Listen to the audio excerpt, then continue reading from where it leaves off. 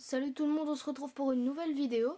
Donc dans cette vidéo je vais vous parler de mes fourmis, de tous les changements qui se sont faits ces derniers mois, parce que ça fait quand même assez longtemps, je crois que ça fait 3 semaines, un mois que j'ai pas tourné de vidéo sur mes fourmis. Donc j'ai eu des espèces en plus, des espèces en moins. Donc déjà j'ai passé, donc ça je crois que je l'avais dit dans la dernière vidéo, une gine à Reptilson, qui est le propriétaire de ces Messor Barbarus là. Il est en vacances donc je le garde, hein. N'hésitez pas à aller le suivre sur Instagram et sur YouTube. Tous les liens seront dans la description. Donc je lui avais passé une gine et j'avais trouvé une gine dans son jardin que je lui ai laissé. Donc après ça, ce sont toujours les tétramoriums. Donc j'ai relâché une gine. Pour rappel, j'en avais deux. Et donc j'ai relâché celle qui avait le moins de couvain. Et donc là j'ai une vingtaine d'ouvrières. Elles vont très bien, elles se nourrissent très bien. Je leur ai installé une petite aire de chasse qui vient de fourmi.fr avec un tube rechargeable de chez Fourmi Home. Donc voilà. Là on a de l'huile de paraffine qui vient de chez Reptilson. Je l'en ai piqué un peu, faut pas lui dire. Chut. Ça pour nettoyer les aires de chasse. Et là c'est une autre espèce de fourmi que j'ai eu entre temps. Donc que j'ai pas présenté dans l'autre vidéo parce que je l'avais pas tout simplement. Donc je vais vous la présenter juste après. Donc mes tétramoriums, je vais vous en parler.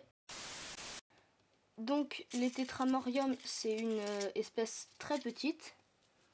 Donc voilà, là on voit la gine, juste ici, avec beaucoup de couvain. Donc elles en ont collé aussi au niveau du tube rechargeable, là.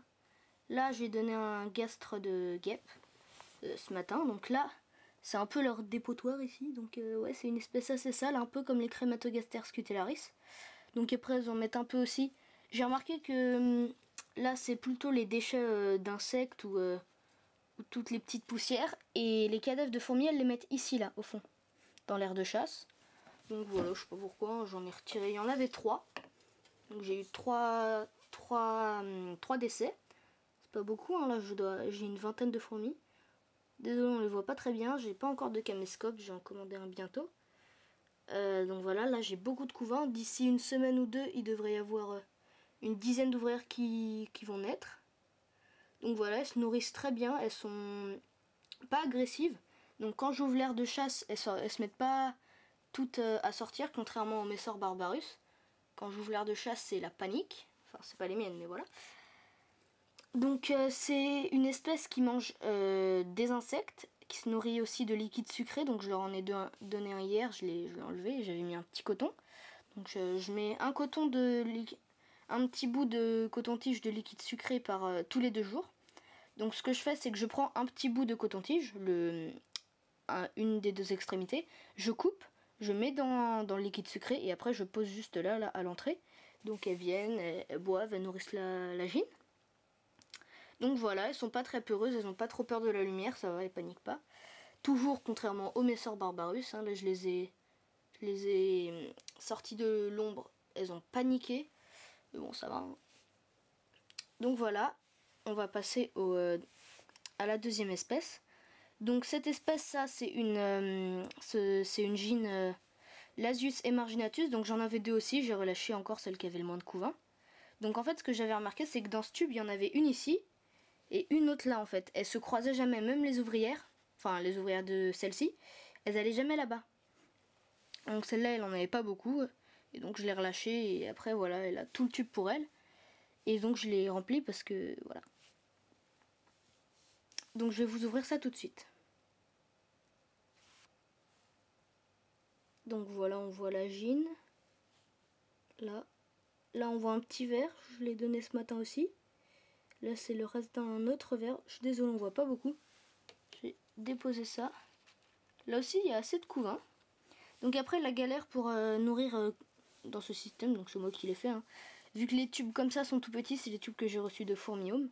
Donc je les ai scotchés comme ça et j'ai fait une petite entaille ici. Je penche les 2 tubes, je rentre le verre. Vu que le verre est assez fin, ça passe assez facilement. Donc voilà, regardez le petit ouvrière qui court là. Donc ça, c'est le reste du verre d'hier. Et là, c'est le nouveau verre d'aujourd'hui. Là, on a la gine et les petits œufs. Donc voilà, là c'est la réserve d'eau. Coton. Donc voilà, après les 2 espèces sont assez similaires, elles sont petites, même si les Lasius emarginatus sont beaucoup plus speed, ça se remarque, elles courent alors que celle-là Regardez la vitesse à laquelle elle bouge. Pas très rapide, donc là il y a 3-4 ouvrières. Un minimum de couvain, ça va, je suis satisfait. Donc voilà. Oh, 14% de batterie. Donc là j'ai mis... ici avec l'huile de paraffine, j'ai pris un coton-tige et j'ai mis sur tous les bords. Donc c'est assez simple. Hein. Voilà, donc ça c'est un truc, ça je sais pas ce que c'est. C'était en pente. Donc je l'ai mis en dessous avec un petit bout d'aluminium pour voilà. Donc voilà, j'ai pris le premier truc que j'ai trouvé. Donc là il y a un autre petit cadavre que je peux récupérer là de fourmis. Voilà, donc là on les voit en train d'attaquer la guêpe. Donc voilà, elle se nourrit aussi de... pas de graines. Elle mange pas les graines comme les tétramoriums. Elle se nourrit seulement de liquide sucré, donc à la base du miella. Donc des pucerons, elles font des élevages dans la nature. Donc de liquide sucré et de temps en temps des insectes. Voilà, donc là pour l'instant en tube j'évite de donner des liquides sucrés parce que je suis obligée de séparer les deux tubes. Et après il faudra que je remette du scotch, ça va être beaucoup trop compliqué. Donc je vais commander une aire de chasse bientôt, dans quelques jours. Donc voilà, elle se porte assez bien. La gine est moins speed que celle des tétramoriums. Mais par contre, les ouvrières sont beaucoup plus speed que les ouvrières des tétramoriums. Donc voilà, je suis assez content. Après, j'avais une autre gine qui est morte pendant les vacances. Quand je l'ai mise, donc... Attendez que je vous la cherche. J'avais préparé une aire de chasse à la va-vite. Voilà, j'avais pris une boîte de grillons, j'avais mis du silicone, beaucoup de silicone. Une petite réserve d'eau et je sais ça, mais c'est le seul tube que j'avais. Donc elle avait un petit espace ici, sauf que la gine, quand j'ai voulu la mettre, elle est tombée dans l'aire de chasse et elle a stressé et elle est morte.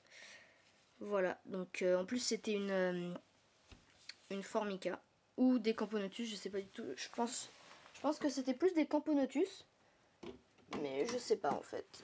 Voilà, il y a une photo qui montre la gine sur Instagram, n'hésitez pas à aller me suivre aussi, ce sera dans la description. Voilà, je me fais ma petite pub. Hein. Donc voilà, c'est tout. J'avais aussi ma gine Myrmicaribra qui est décédée.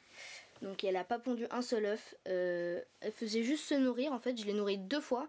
Je crois, en 3 semaines, j'ai dû la nourrir 2 fois. Et elle est morte. Donc voilà. Elle était pas très fiable. Ça se trouve, elle était même pas fécondée. Donc voilà, j'avais aussi une Camponotus aethiops qui est décédée quand je l'ai eue. Elle était mourante, elle bougeait pas du tout. Et elle tenait même pas sur ses pattes en fait. Elle avait ses 6 pattes, mais elle tenait même pas dessus. Donc voilà, j'ai essayé de la sauver, mais non, ça n'a pas fonctionné. Elle a pas bu, elle s'est pas nourrie. Donc elle est morte aussi. Voilà, beaucoup de décès, hein. Je porte malheur, je pense. Mais au moins il m'en reste 2 qui sont en très bonne santé. Surtout les tétramoriums, là, elles se développent extrêmement vite. En plus c'est un mois et demi. Le développement de couvent, là, ça fait pas si longtemps que ça que je les ai, ça fait 3 semaines. 3 semaines que les ouvrières sont nées, ça fait... Il y a déjà une vingtaine d'ouvrières, je suis assez content. Donc voilà. Elle aussi, bientôt, je vais leur prendre un petit nid, bientôt. Dans 1 ou 2 mois, je vais leur prendre un petit nid. Donc de chez Fourmium, je pense. Parce que j'ai regardé sur les autres sites. Pour les nids, c'est pas tip top. Après, pour les nids de Fourmium, c'est pas comme les tubes d'élevage. Je pense pas qu'ils peuvent pas confondre un nid avec un autre. Hein, donc sur ce coup, je leur fais confiance. Puis voilà, je leur donne une deuxième chance. Même si bon, voilà. La vidéo est maintenant terminée, hein. J'espère qu'elle vous aura plu, c'est juste une petite vidéo rappel sur mes fourmis, vu qu'il y a eu beaucoup de changements. Donc n'hésitez pas à aller suivre Reptilson, hein. Je vous fais confiance. Tout est dans la description. Voilà, j'espère que la vidéo vous a plu, et à bientôt. Ciao ciao.